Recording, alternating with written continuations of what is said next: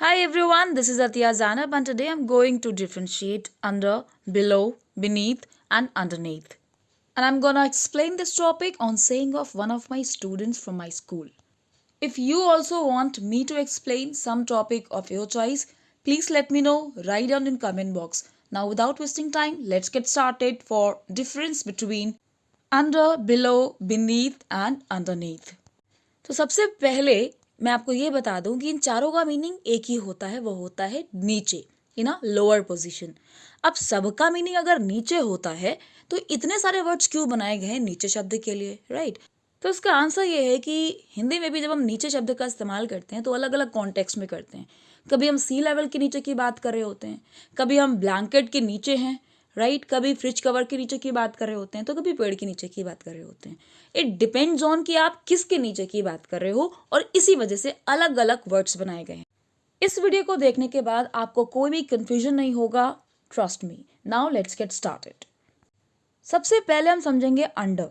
Under का use कहाँ किया जाता है? सबसे पहला यूज जो अंडर का होता है वो होता है जब आपको किसी 3 डायमेंशनल ऑब्जेक्ट के नीचे की बात करनी हो तो आप वहां अंडर यूज करोगे। फॉर एग्जाम्पल, वो लोग पेड़ के नीचे बैठे, राइट? तो पेड़ क्या है? 3 डायमेंशनल ऑब्जेक्ट है, यानी कि हाइट भी है, लेंथ भी है एंड विड्थ भी है, right? So they sat under a tree, we can not say they sat below a tree. Okay, similarly, I found the ball under a sofa. Sofa is also 3 dimensional object, right? तो हमने क्या use किया? Under. We cannot use below here. Under का second use समझते हैं। Layers के लिए use होता है अंडर का। जैसे आप स्वेटर पहनते हो, उसके ऊपर जैकेट पहनते हो, तो जैकेट के अंदर, जैकेट के नीचे आपने क्या पहना? स्वेटर। तो ये लेयर के ऊपर एक लेयर है, तो यहाँ पे नीचे शब्द के लिए आप क्या यूज करोगे? Under. You can not use below here, correct? तो दूसरा यूज क्या हुआ? लेयर्स के लिए हम यूज करते हैं अंडर का। Second example, the papers are under the bedsheet और फ्रिज कवर। बेडशीट के नीचे आपने या किसी गद्दे के नीचे आपने या किसी फ्रिज कवर के नीचे आपने कुछ रख दिया है, तो उस नीचे के लिए भी आप क्या यूज करोगे? अंडर। क्यों? क्योंकि वो भी क्या है? Layers.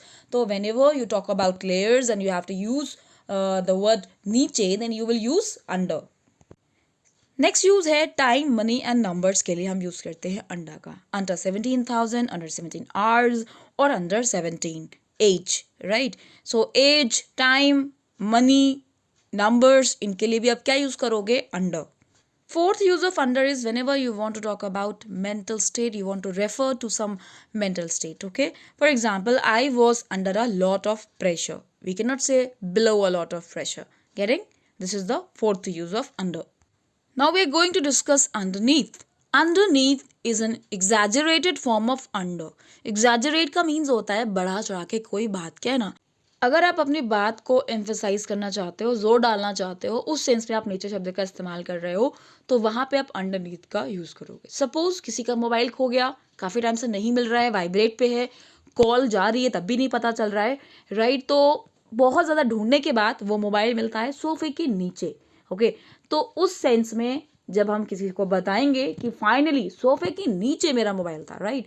So that in that case you want to emphasise कि उसके नीचे। आप वहां पे अंडर भी यूज कर सकते हो क्योंकि वो 3 डायमेंशनल ऑब्जेक्ट है, but to emphasise you must use underneath. Finally I got the mobile underneath the sofa, right? So underneath क्या है? आपका एग्जैजरेटेड फॉर्म ऑफ अंडर। जब हमें बढ़ा चढ़ा के अंडर शब्द का यूज करना होता है तो हम अंडर ना यूज करके क्या यूज करते हैं? Underneath. Now we are going to discuss below. Below means भी नीचे होता है, बट बिलो शब्द का इस्तेमाल किया जाता है, पहला यूज जो होता है बिलो का, जब आप दो लेवल्स को कंपेयर करते हो और वो भी ऐसे लेवल्स जो एक ही प्लेन पर मौजूद होते हैं। सपोज एक दीवार है जहां पर घड़ी लगी हुई है और घड़ी के नीचे लिजर्ड है, राइट? तो एक चीज एक के नीचे है, तो फिर उस सेंस में आप यूज करते हो बिलो। क्यों? क्योंकि दोनों चीजें एक ही दीवार पर है। तो you will write the lizard is below the clock. Similarly, कोई पेंटिंग है जो कि सीनरी के नीचे है और सेम प्लेन पर मौजूद है, you will write the painting is under the scenery. अब सपोज किसी सोफे के नीचे लिजर्ड है, तो फिर आप वहां पे क्या करोगे? बिलो नहीं लगाओगे, क्या लगाओगे? अंडर। Are you getting? यानी अगर 3 डायमेंशनल ऑब्जेक्ट है, उसके नीचे कोई चीज है, तो वहां पे आप अंडर लगा रहे हो। लेकिन एक ही प्लेन पर दो चीजें मौजूद हैं जो कि एक के नीचे एक है, ओके? उस सेंस में आप यूज करते हो बिलो, ओके? Not under.